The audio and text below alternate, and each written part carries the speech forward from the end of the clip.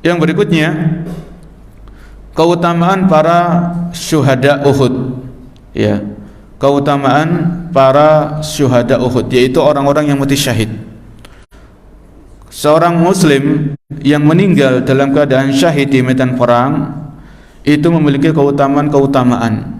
Di antaranya, ya, An Jabir bin Abdullah radhiyallahu anhuma anna Rasulullah sallallahu alaihi wasallam kana yajma'u baina ar-rajulaini min qatl Uhudin fi sawbin wahid. Ya. Summa yaqul ayyuhum aktsaru ahdanil Qur'an. Nabi sallallahu alaihi wasallam mengumpulkan beberapa jenazah untuk dimakamkan di perang Uhud.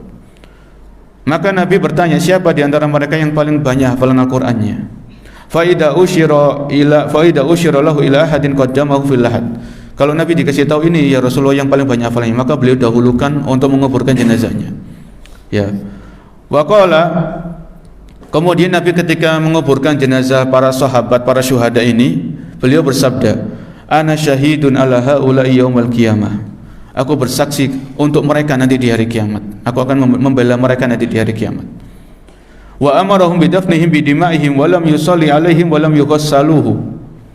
Nabi perintahkan para sahabat-sahabat yang mati syahid di perang Uhud ini, mereka dimakamkan begitu saja, ya, tanpa disolati dan tanpa dimandikan, langsung dimakamkan dengan baju-baju mereka yang berlumuran darah, ya, karena mereka sudah mati syahid. Ini keutamaan. Jadi beda ya, kalau orang mati biasa, seorang muslim mati biasa meninggal dunia dalam keadaan biasa, ya, maka dia disolati, ya, dimandikan, dikafani, disolati, ya. Kalau orang ini mati syahid, maka tidak perlu dikafani, tidak perlu disolati, tidak perlu dimandikan, langsung dimakamkan dengan pakaian ketika dia meninggal dalam keadaan syahid.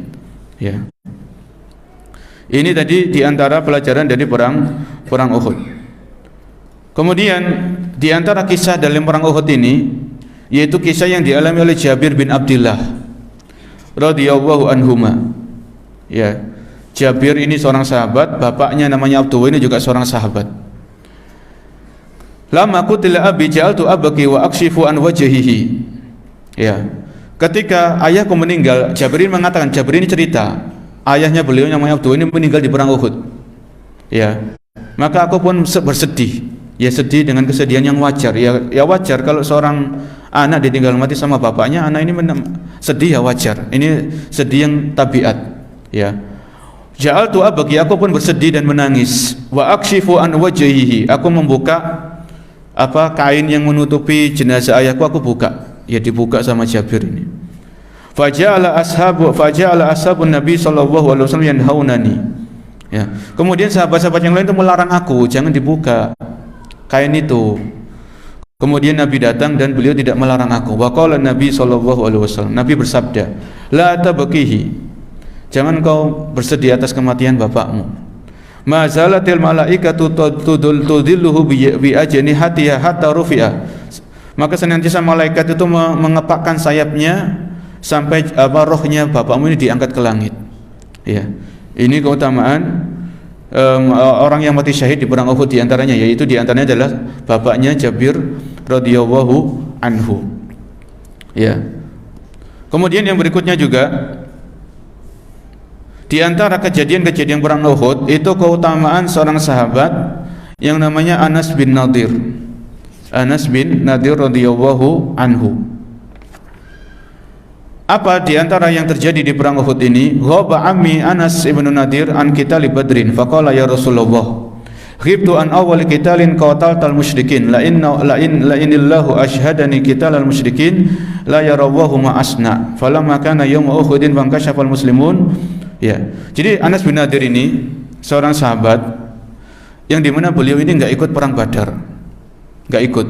Ya, karena kalau kita ingat kisahnya perang Badar kan awal-awalnya Nabi keluar bersama para sahabat ini memang bukan tujuannya untuk perang. Tujuannya hanya untuk menghadang kafilnya Abu Sufyan, ambil hartanya, sudah pulang.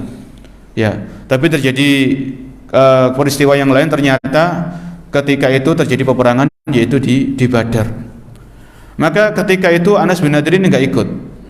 Maka beliau mengatakan, ya Rasulullah, seandainya Allah ngasih saya umur, maka saya akan ikut perang-perang yang lain setelah perang Badar ini.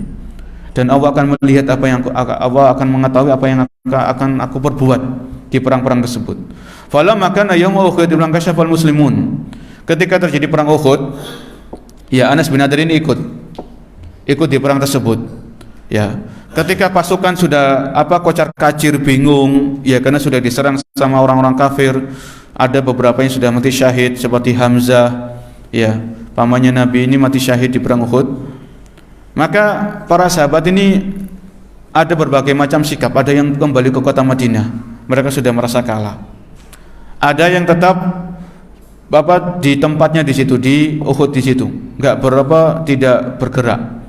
Ada yang tetap menyerang orang-orang kafir. Ya, di antara yang tetap menyerang orang kafir ini adalah Anas bin Nadir. Maka beliau mengatakan, Allahumma inni a'tadiru ilaika mimma sana haula. Ya, aku memohon kepada Engkau uzur bagi para sahabatku yang mereka tetap diam, enggak melanjutkan perang karena bingung. Ya, apalagi waktu itu kan sudah tersebar kabar burung atas wafatnya Rasul sallallahu alaihi wasallam. Ini kan pukulan telak kalau bahasa kita itu. Para sahabat, ya, mereka mendengar kabar burung, kabar yang isu-isu meninggalnya Nabi di perang Uhud. Akhirnya mereka semakin down. Akhirnya mereka bingung, diam gitu. Ya. Makanya Anas bin Nadir mengatakan, Allahumma inni a'tadiru ilaika mimma sana haula. Ya Allah, aku memohon kepada Engkau maaf, ya. Aku memohon Engkau uzur bagi sahabat-sahabatku yang mereka tidak melanjutkan peperangan.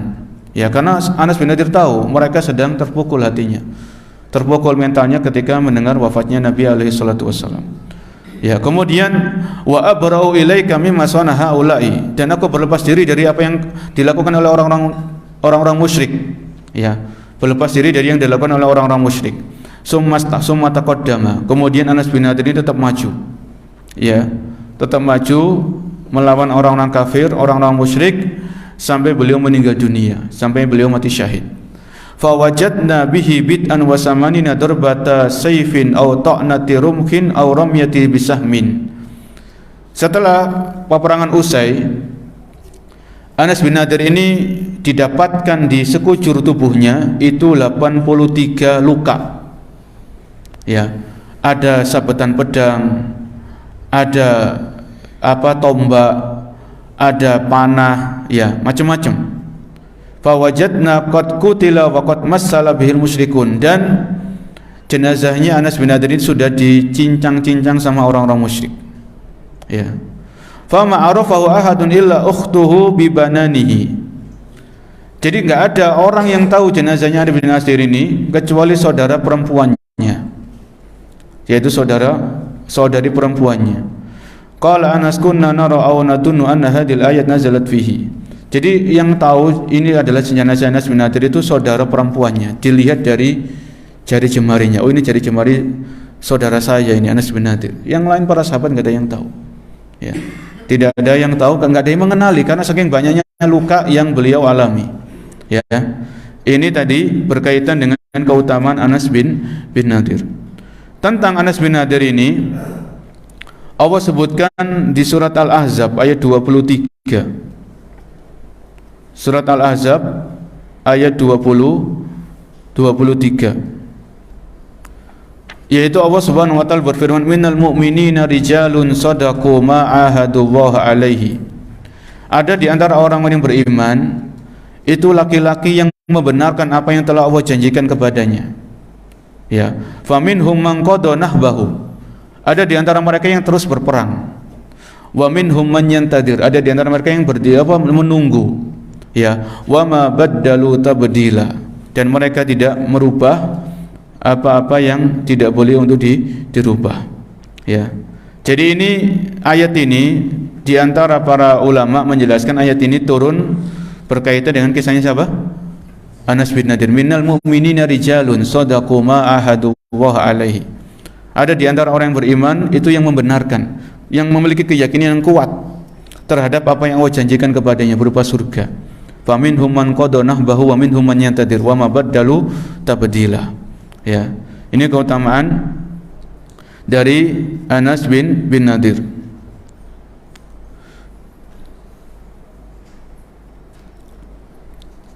Termasuk juga keutamaan Mus'ab bin Umair radhiyallahu anhu. Mus'ab bin Umair ini termasuk sahabat yang terbunuh di perang Uhud. Ya, yang terbunuh di perang Uhud. Kemudian yang berikutnya yang terakhir berkaitan dengan perang Uhud ini disebutkan dari Abu Hurairah radhiyallahu anhu, beliau berkata, "Kana Rasulullah sallallahu alaihi wasallam ya'ti qubur syuhada." Ya, dahulu Rasul sallallahu alaihi wasallam itu terkadang beliau mengunjungi makam syuhada Uhud. Ya, berkunjung atau ziarah ke makam syuhada Uhud. Ya, sekarang kan kalau yang jamaah umrah kan biasanya di antara destinasi tujuan ketika di kota Madinah itu ziarah ke Gunung Uhud sama ziarah ke makam syuhada Uhud, yang di situ kasih pagar. Ya, dikasih apa? Dikasih pagar. Jadi seseorang yang ziarah itu lihat dari luarnya saja. Ya, lihat dari luar. Cukup selalu di sana cuma mendoakan saja, mendoakan sebagaimana doa ziarah kubur. Assalamualaikum ya ahlad diyar minal mu'minina wal muslimin wal mustaqdimina minna wal mustakhirin wa inna insyaallah bikum lalahikun as'alullah lakum al-afa wal afiyah. Kurang lebih seperti itu. Ya. Maka Nabi ketika mengunjungi makam syuhada Uhud ini beliau mengatakan assalamualaikum bima sabartum. Semoga keselamatan atas kalian, atas kesabaran yang kalian miliki. Fa ni'ma uqbadar. Ya. Maka surga adalah tempat sebaik-baik tempat kembali. Summa kana Abu Bakr radhiyallahu anhu ba'da Nabi sallallahu alaihi wasallam yaf'aluhu wa kada Umar wa Utsman radhiyallahu anhum ajmain. Setelah Nabi wafat sallallahu alaihi wasallam, maka Abu Bakar itu juga melakukan hal yang sama. Beliau ketika jadi khalifah, maka beliau menyempatkan untuk ziarah ke makam syuhada Uhud. Ziarah, ya. Begitu pula yang dilakukan oleh Umar radhiyallahu anhu, begitu pula yang dilakukan oleh Utsman radhiyallahu anhu. Jadi mereka ini sahabat-sahabat yang melakukan ziarah makam syuhada Uhud, ya, untuk mendoakan rahmat bagi para syuhada tersebut.